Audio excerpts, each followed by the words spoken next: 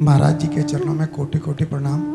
महाराज जी एक दोहा पढ़ने के बाद हृदय स्वीकार नहीं कर पा रहा कि ढोल गवार शूद्र पशु नारी सकल ताड़ना के अधिकारी। इसमें गोस्वामी जी ने बहुत सूक्ष्मता से वर्णन किया। महापुरुषों के वचनों को हम सूक्ष्मता से समझ पाए। प्रायः ऐसा कह करके हम कहीं कहीं माताओं बहनों की अवहेलना करते हैं, कई जगह हम इसका प्रयोग कर देते हैं। अरे वो गोस्वामी जी ने लिखा है ढोल गवार शूद्र पशु नारी सकल ताड़ना के अधिकारी। अब इसकी व्याख्या सूक्ष्मता से सुने और विचार पूर्वक। शास्त्रीय प्रमाण के अनुसार ढोल है ना, ढोल को ताड़ना चाहिए। ताड़ना मतलब उसको ठपाक चाहिए और बेताल नहीं। शास्त्र सिद्धांत के अनुसार, संगीत शास्त्र के अनुसार तभी वो राग प्रकट कर पाएगा, तभी वो बजेगा।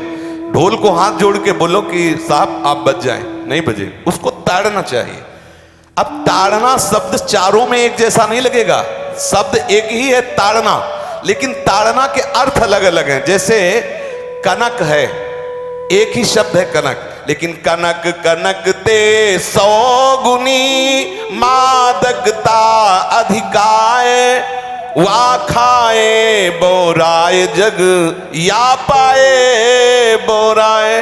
बोले कनक ही शब्द है। जैसे ताड़ना शब्द का हम प्रयोग केवल वही समझे कि ताड़ना देना ही नहीं, उसका अर्थ अलग अलग है। जैसे कनक शब्द है, कनक को सोना भी कहते हैं और कनक को धतूरा भी कहते हैं।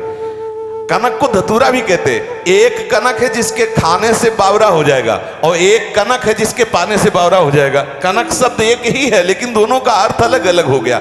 ऐसे ही ढोल में ताड़न का तात्पर्य है उसको पीटना, लेकिन वो शास्त्रीय संगीत के आधार पर उसको ताल देना।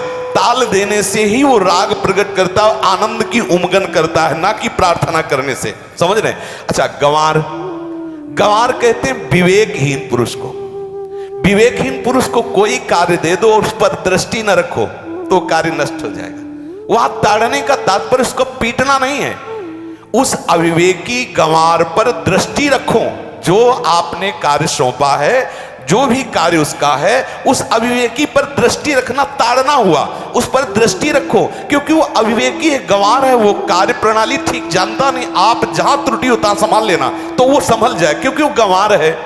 और शूद्र, शूद्र का तात्पर्य होता शूद्र। वैसे जो वर्ण व्यवस्था में शूद्र का प्रादुर्भाव सबसे श्रेष्ठ जगह से प्रादुर्भाव है। वर्णन आता है ब्राह्मणोश मुखमाशी बाहु राजन्य कृतः उरुददस जद वैश्या पदभ्याग्रम शूद्रो जायत। भगवान के श्री चरणों की ही वंदना होती है।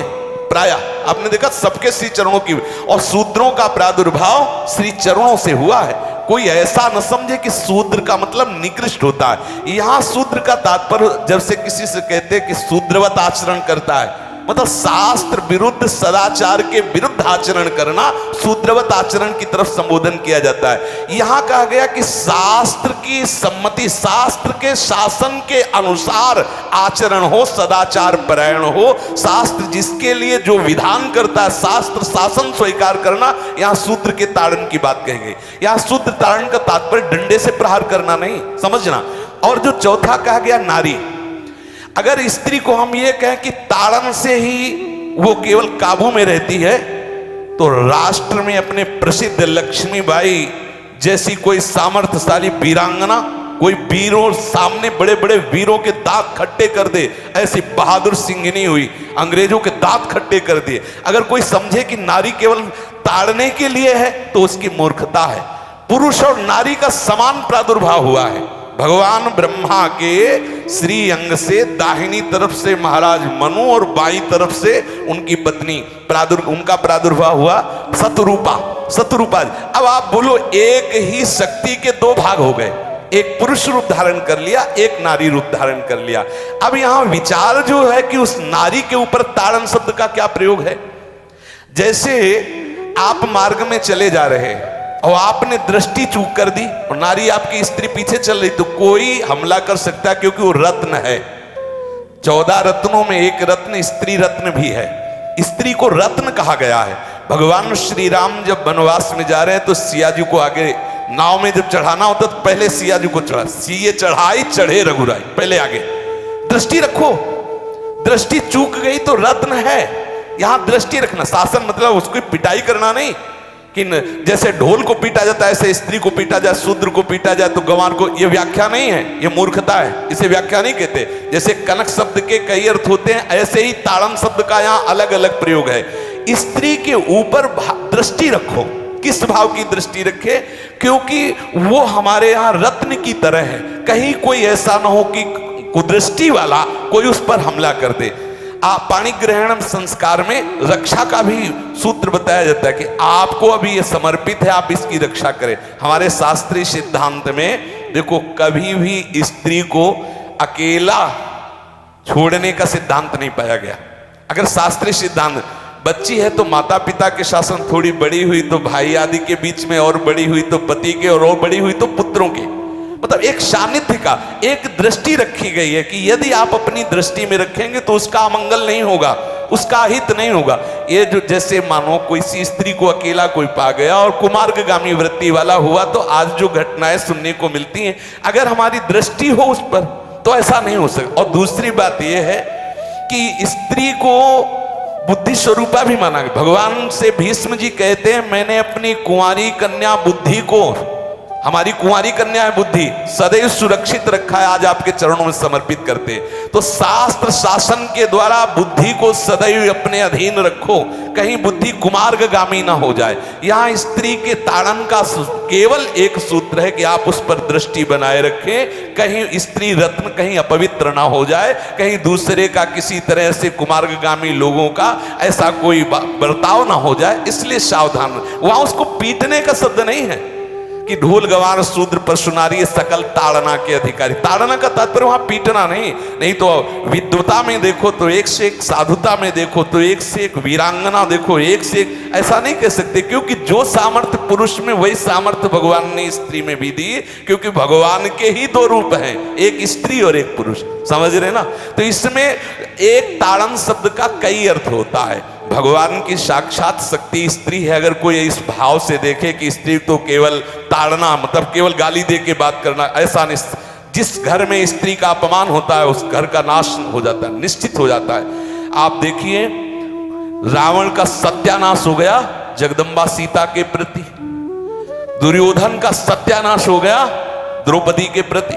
जहां स्त्री का अपमान हो जाए, अगर कोई ये समझे कि स्त्री केवल मतलब जैसा हम चाहे वैसा व्यवहार करे, तो अगर नाश ना हो जाए तो हमें बता देना, क्योंकि भगवान की वो शक्ति है। अगर उसे तुम सोचो कि हम ताड़न करें, जैसे ढोल को ताड़न करें ऐसे ताड़न करें, तो तुम्हारा नाश हो जाएगा। बिल्कुल सच्ची बात समझ लीजिए।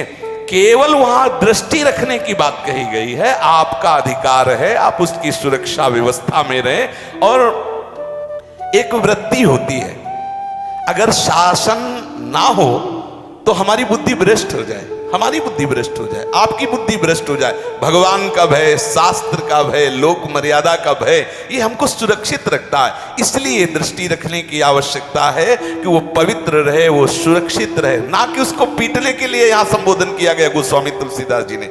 इसलिए सावधानी पूर्वक अपनी वृत्ति को पावन रखते हुए महापुरुषों के वचनों को समझने की चेष्टा की जाए। गोस्वामी जी ने जो यहाँ कहा, ढोल गवार शूद्र पशु नारी सकल ताड़ना के अधिकारी, तो ताड़ना का अलग अर्थ है, अलग अलग। जैसे ढोल में ताड़ना, तो वैसे ही सब जगह नहीं ताड़ना लगेगी।